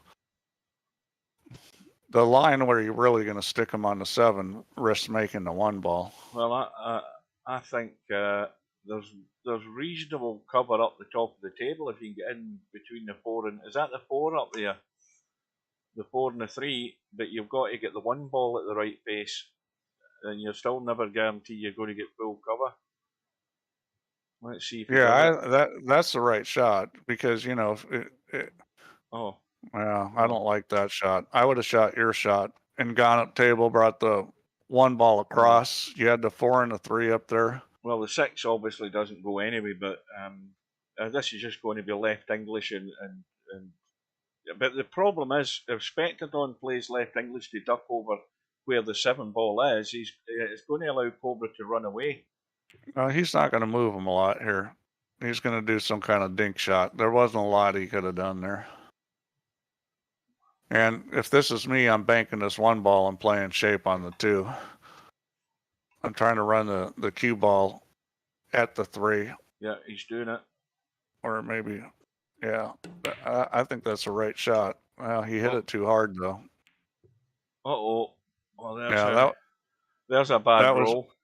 Well, he hit the ball at the wrong speed. I mean, whether the 4 ball ended up hooking him or not, he wasn't coming up with a shot on the 2 ball at that speed. Yeah, but in the context of the match and for the neutral viewers watching, this is exactly what Spectredawn needs to happen. He needs Cobra to get himself in a bit of bother one way or another. Yeah, well, this is so bad that it's you might be able to kick the 2 in the side pocket. This is tough. Oh, he's Look not at far this. off it. He's not far off it. Look at this. What a shot. Oh my. Let's watch the replay of that last shot. Yeah, I've got the volume level on my. Oh, hang on a minute, I forgot about the button. My volume level on XSplit is a bit lower. So he's just going to roll this. This is a combo you can just roll. The 3 ball's going to sit right there. Now, what's he going to do with the 6 ball? That's the big question. 3 balls leaked away. You got it 2 straight on. And that's a semi-pro waggle. Well, I'll tell you what I'd do here is I'd bank the ball because It's a big pocket, isn't it? Well, you want to hit the 6. You need to hit the side rail it's first. not that big from this angle. If you hit the side rail first, it's pretty big. If you hit the 6 first, the ball probably doesn't go in. He's going to try to get behind them, which isn't a bad idea. And that's a pretty good shot. And the reason why it's a pretty good shot is because there's no easy bank on the 3. And he's got the 6 cleared out. So that's actually a pretty darn good move. This is a tough situation. That is probably not going to be any good, but well, it all hinges on the 6 ball. But I don't think that was a bad idea. That was a tough situation on the 3. Cobra played a pretty good shot there. Well, Cobra's going to obviously pot the 3, but I think he's got to play this. He's got to play this 5 ball off the 6, is he not? To actually get it out. No, he can make the 6. He doesn't not have to. I think he'll just roll this. He can make the 6 and get back to the 7. He's got enough room here. Now, Are you sure? Yeah, the tricky part here is not getting hooked by the 9. He's going to put some speed on this to try to make sure. And that was well done. He just said, I don't care if I end up at the end of the table with a long shot. I'm not going to get hooked by the 9 ball. Clean. He got it clean. I must admit, I didn't think he could get enough of that for it to go in. Yeah, well, a little English to throw it helps. I mean, we've seen him make some mistakes in speed and come up short. He wasn't going to do it again.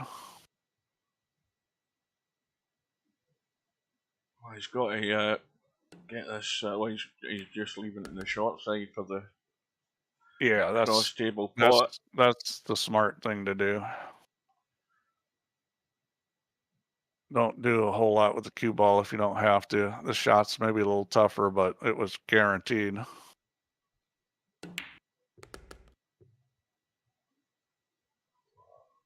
It's getting an even tougher ass now for Spectredawn. Yeah, it's 3-1 at this point.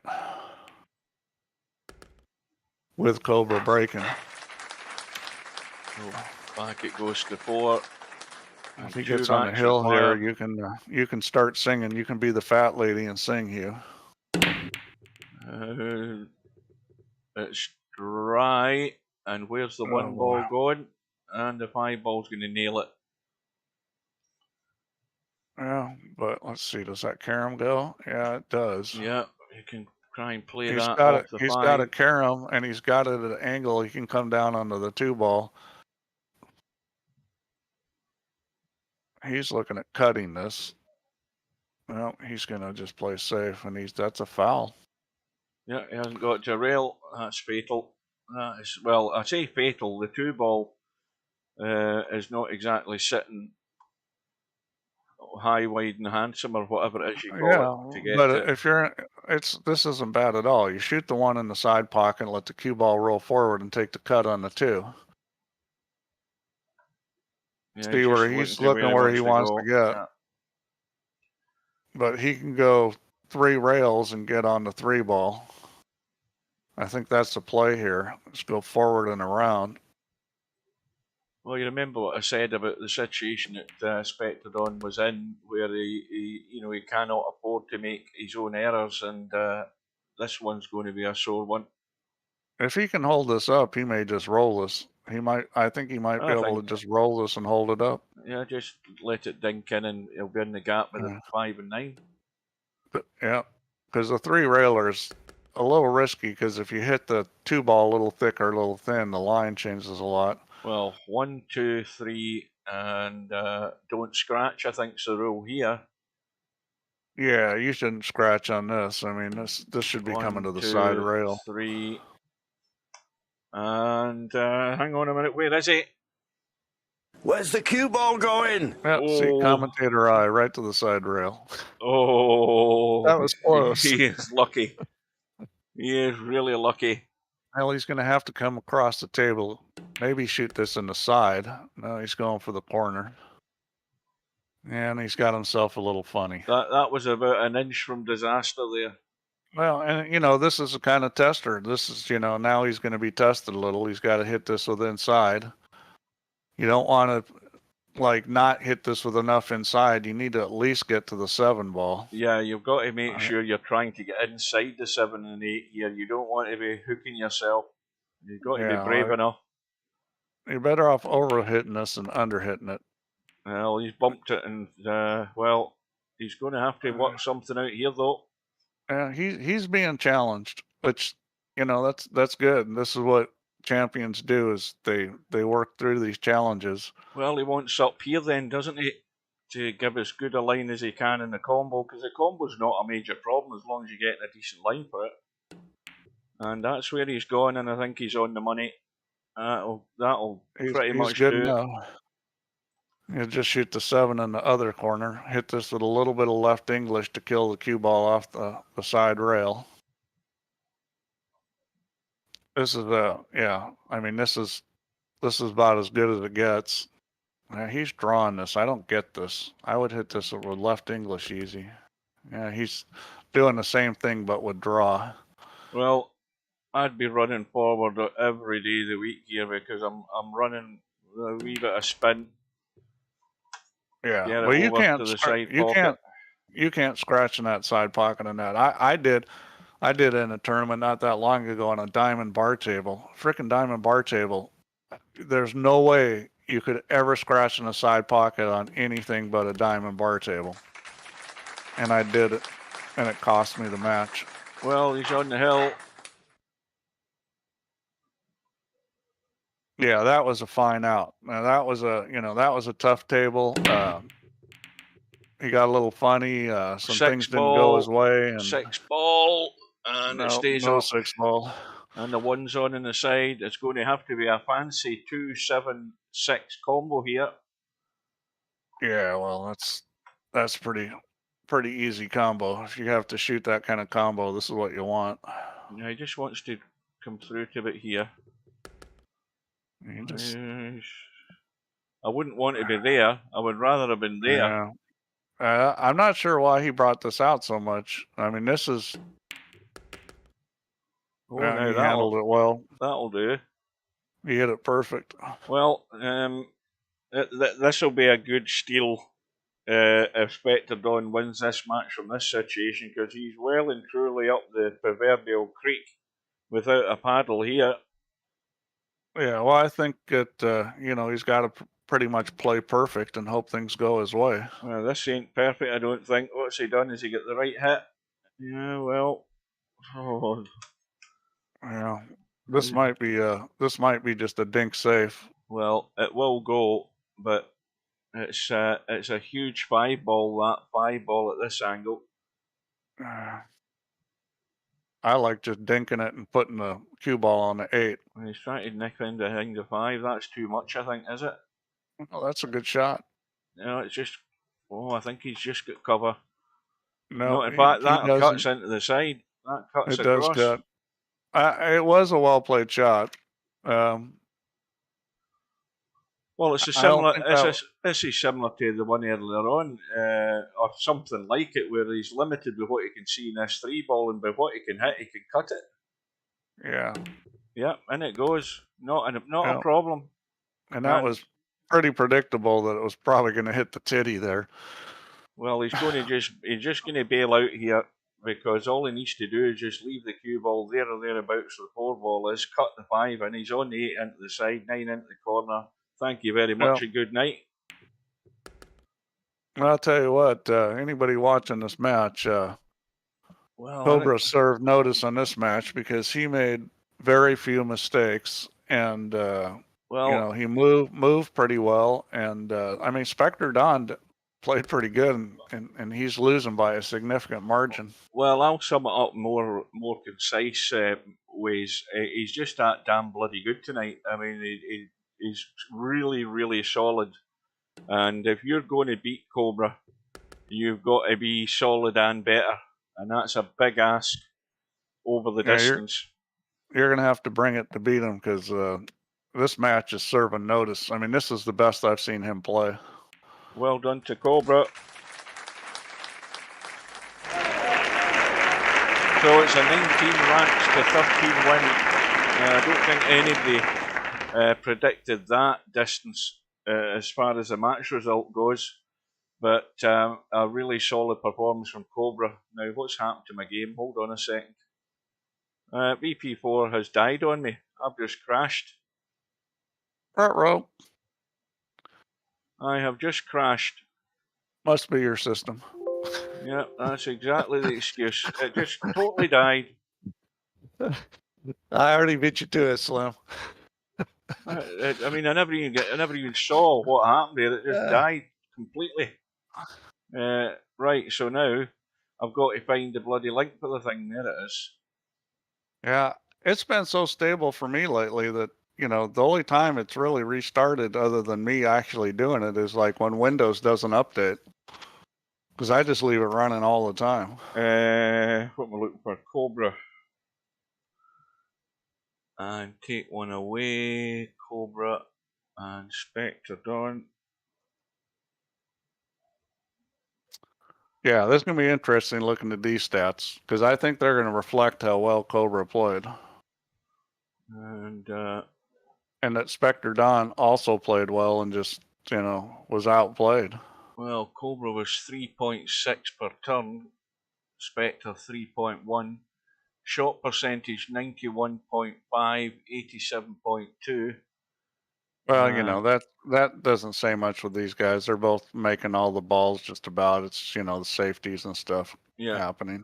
19 breaks for Cobra, 1.15 in the break, 6 runouts from the break, 1 scratch in the break, and Spectre was 4. Yeah, 68 and 68 and 61. Yeah, and that, that's a big difference in a match. This right here, just the break. Rax ran 10 for Cobra, which is good, and Spectredawn ran 7. Rax run high was 3 and 2. I mean, it was a pretty. I mean, it was a good performance by Spectre, but those little. I mean, there wasn't a big margin, but there's just the 1 or 2 errors or the bad roll when he was trying to get a safety and things. He didn't do anything major that you would point the finger at him for, but well, he ran out more than half the racks. Yeah. I mean, it's a tough one to take. Last time I beat a really strong player, I beat Tony Chohan playing 10 ball, race to 6, and I ran out 5 of the 6. When you do that, you can beat anybody, and that's what it's going to take to beat Cobra. If you're not running, 10 racks or more, you're probably not winning against him. Right. That's not what I was wanting to look at. I want to look at the total for the tournament. Again, some players have played more racks than others, but Spectredawn, of course, now moves over to that 1 loss side, and he's taking the lead as far as racks run is concerned. He's 30. Bill's just behind on 28. Nick on 27. Bedhead 26 on the 1 loss side now. Semi-Pro 22. Cobra on 22. Albinario 19. Mr. Fox on 18. Now, all of these guys up here at this end of the bracket or at the leaderboard, they're all still in the tournament. Larry's here. I'll tell you what that tells me. The fact that Cobra's in 22 is that he has not played like this in other matches. Exactly. Which means that maybe it's not a lost hope for the rest of the field because he may not play like that next time. Runouts from the break. Bedheads and sorry, that's not right. Hang on. There, that's better. Nick's in the lead with 23 runouts from the break. Bill in second, 21. Bedhead on 20. Chimpy on 19. Semi-Pro 15. Larry 15. Cobra 14. Albinario 11. I think Tommy's gone, isn't he? I don't think that's. Well, Stubb is only in 9, and Mr. Fox is in 10, so they're lagging behind. As their average balls in the break show as well. Their breaks haven't been too good. They're both even Stevens as far as that goes. But the losers bracket's getting tougher, isn't it? Oh, it certainly is because you've now got 2 Swedes over there. Well, you've got Nick over there. You've got Albinario. You've got Bedhead. You've got Spectredawn. You got Mr. Bill. I mean, you got Fantastic Fox. You got Real Pulling Power. I mean, it's the loser bracket's looking pretty tough at this point on. Now, what's today's date? There's only 3 days left for Stubb to agree a time for this match with Mr. Fox, and then the winner of that match will play Bedhead. But can you check and see how many proposals have been sent, Steve? Because I don't think Stubb sent any. Hang on, guys. Let me take a look and see, because this is just kind of normal. Let's have a look. Right, so while Steve's doing that, the match is tomorrow at 12 noon UK time as One Pocket Slim and Brainfill out. As I said, I'll be at work when that's on. I'm on till 2 p.m. tomorrow. We've got Albinario against MC Clarkey. That's tomorrow night at 7 p.m, which now clashes with Bill and Pulkabouter on the 1 loss side. But the match that we'll be focusing on, obviously, will be Albinario and Matt. And then, of course, there's a match between Snake Eyes and Nick on the one loss side, and that is at 6 p.m. on Monday. So I'll Well, be there for that. Stubb has proposed a lot of matches.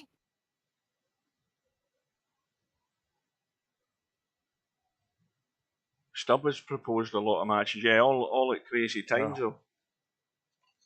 Well, let's see. Sunday at 2 a.m. Which would be real early in the morning Monday for Fox. Saturday at 9 p.m., 10 p.m., 11 p.m. Friday at 11:30. Yeah, they're all like in the middle of the early morning hours for Fox.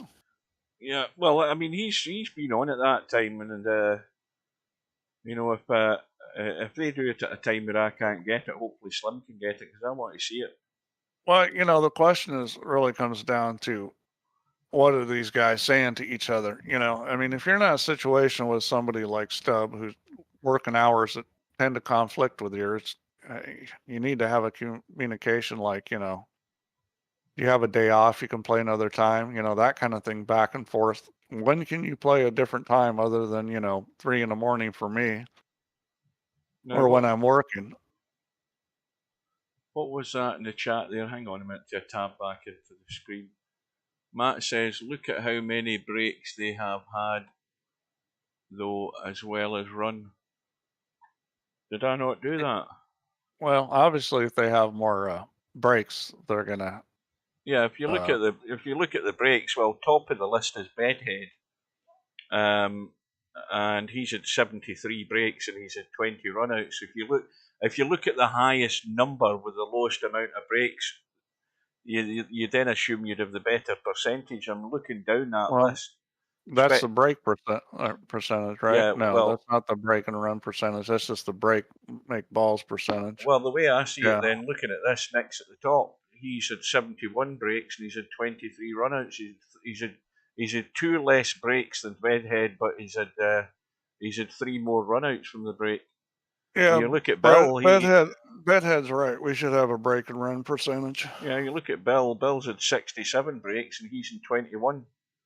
Now, well, the good thing is I can put that in. All the data's in the database already. I've got this thing set up where I can, you know, I can actually put that column in pretty easily. Well, that's the way I see it. Reading that then next at the top in terms of how many racks he's actually broke and how many he's run out. He's the leader as far as I can see. So that is it. I'm going to get a coffee, catch something on the TV, and then head to bed. It's 4 a.m. again tomorrow, but I will be here tomorrow night.